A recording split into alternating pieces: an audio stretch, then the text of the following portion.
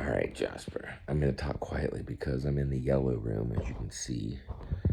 But Waylo's out at the table, and it's in the morning, and he doesn't know why would Papa be talking in the yellow room at 7 o'clock in the morning.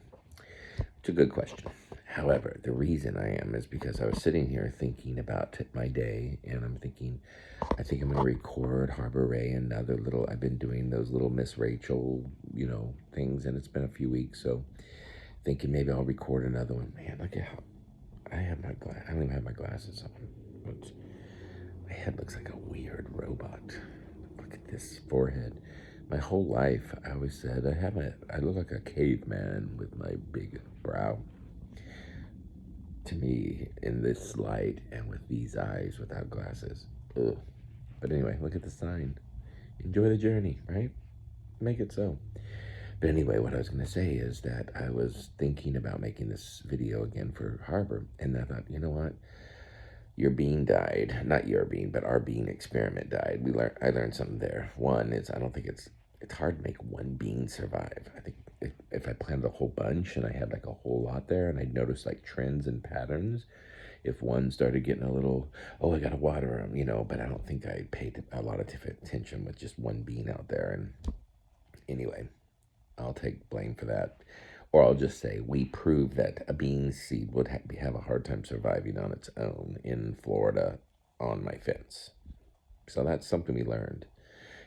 Doesn't mean it can't happen in the right season, in the right soils, and the right beans. But anyway, so then I was thinking, when I was thinking about Harbor Ray, I was like, oh no, I haven't done one for Jasper lately. And so I was thinking maybe I could go ahead and put together like a little video for you about something. But then I'm like, it's kind of like, how do I just make something up?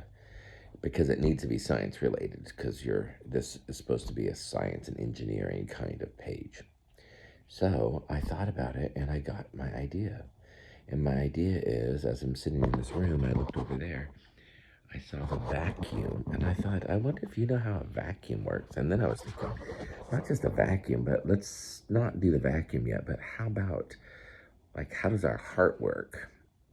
Because to me, that's kind of like what a vacuum is a vacuum is pulling air through one side of a tube or a container and then pushing it out the other. So it pulls it, right? It's pulling air is what it's sucking air. That's why it's helping to suck things up when it's working right. But I was thinking, like, that's the same concept in my head as far as like valves and direction of flow of like in your heart, how we have those four chambers. And I don't know, remember in the water, like when we're in the water and you can put your hand and you do this, you go and you start squirting, and then like water will squirt out of your hand. And usually this part of your hand is in the water because you're trying to keep gathering water. So the whole reason why your hand does that, right, is that your hand is open and you're gathering water, and then you squeeze it tight. And as you squeeze it, you make it so that the water goes out the one side of your hand. So that's really what's going on in our heart. We have four of those. And so blood comes in and it squeezes it and goes boom, boom, get out, boom, boom, get out, boom, boom. And it's just going doom, doom, doom. And that's why you have that heartbeat, boom, boom.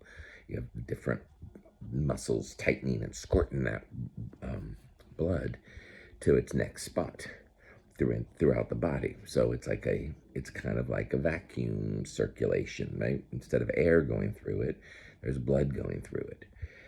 So that doesn't answer how a vacuum works, but that does talk about our heart. And I have a video I can post for you now. And I can remind you to enjoy the journey. But yeah, but it's interesting because I don't always think about my heart as like, it's a muscle. It's like your hand going, squirt, squirt. And that's what's pushing this blood through our bodies. It goes out, goes to our lungs, gets that oxygen, goes through our digestive system and gets food nutrients, and then it goes and delivers it out to the different places it's supposed to go. Meanwhile, it's picking up the stuff that our body's wasting, like the carbon dioxide, like our body needed the oxygen and said, okay, here's some, well, we don't need this carbon dioxide, get rid of it.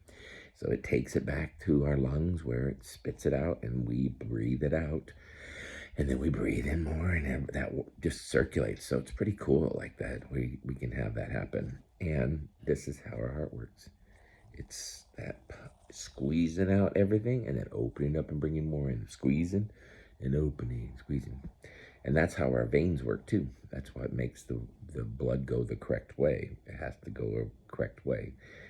And that's why my legs are really gross, is because some of my valves aren't working the way they're supposed to work. So the blood, they're supposed to close so blood doesn't go backwards. But sometimes in my leg, blood is going backwards, or it backs up, and it's just like, bleh. Hope you don't have that from Papa. That's if that's hereditary, meaning that it gets from your genes, means because your mom has my genes in her, and you have your mom's genes in her, you might have some of those, so don't. But the good news is most of our people in our families, their hearts are fairly strong. There have been issues, but overall, that's not been a high problem for people to worry about.